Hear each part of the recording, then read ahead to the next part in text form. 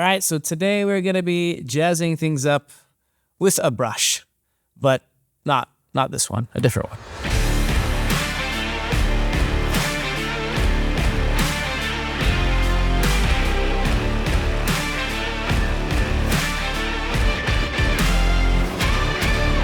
Howdy everyone, hope you're doing well. In this video, we're gonna be checking out what sort of brush settings are available to you in Zonar Photo Studio and how we can use them. Okay, so we've got our photo open here in the Develop module, and I'm gonna choose the filter brush by clicking right here on the right side panel, or we can press the B key. So the brush settings that we're gonna be talking about don't only apply to the filter brush, but they also apply to the retouching brush and also any other brush you might find in Zonar Photo Studio X. So let's explain what each setting does and how to choose the right settings. So to better understand how the brush is shown, I'm going to enable Show Mask and select Mask Only. I'm going to draw a line so that we can compare it to the default settings. Now the brush is essentially circles stacked side by side depending on different settings. So diameter, opacity, density, and also blur. The first brush setting is diameter, and this determines the size of the brush that you're using, the area that you're going to be masking, or the area you are transferring when retouching. Now clicking the Shift key and scrolling with the mouse wheel is a super fast way to change your brush diameter without having to move the actual slider itself. Now a small diameter is going to be great for your detailed work, and of course the large diameter is going to be great for those larger areas. Now the second brush setting is opacity, and this determines how much of the adjustment is applied. Now the default value is going to be 100%, which causes things like skin blemishes to be completely removed, or a complete selection of an area for adjustment. If, for example, though, you want to smooth out wrinkles when retouching, we recommend lowering that opacity.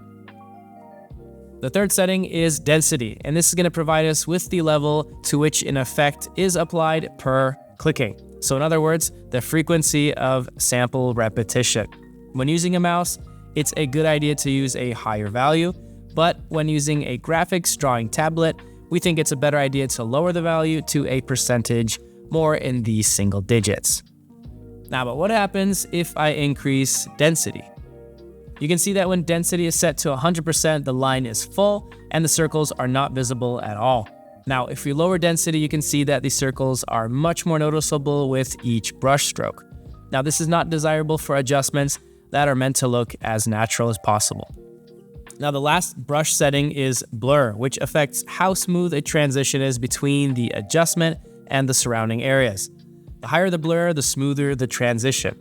However, be careful when changing your diameter, because blur is also going to change in proportion to how our diameter changes. If our diameter is going to be very small, the edge is going to seem a lot sharper with the same blur setting. So don't forget to adjust blur based on your brush diameter. Next, let's look at the first line, the one with the default brush settings. Compared to the others, you can see that the edges of the line are slightly blurred and the brush strokes are barely noticeable. So there's a very good reason why Zonar Photo Studio's default settings are set up the way they are. So the best way to explain how this all works is with a demonstration. First, let's switch over to our retouching tools. Let's keep the default settings and use the Control key to select our source area. I'm going to click to retouch this freckle on the cheek here, and you can see that it's covered up very nicely and only slightly visible. Next, I'm going to lower the density and remove this freckle.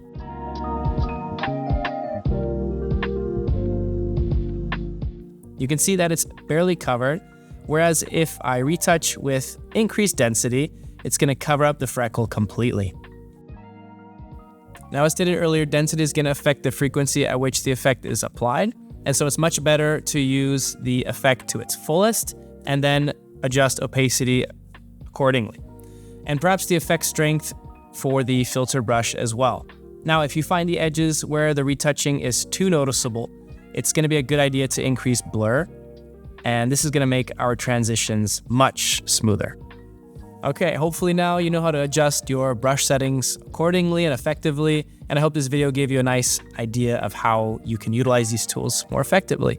If you liked it, let us know what you think, give us a thumbs up, Don't forget to subscribe bell so that you never miss another video.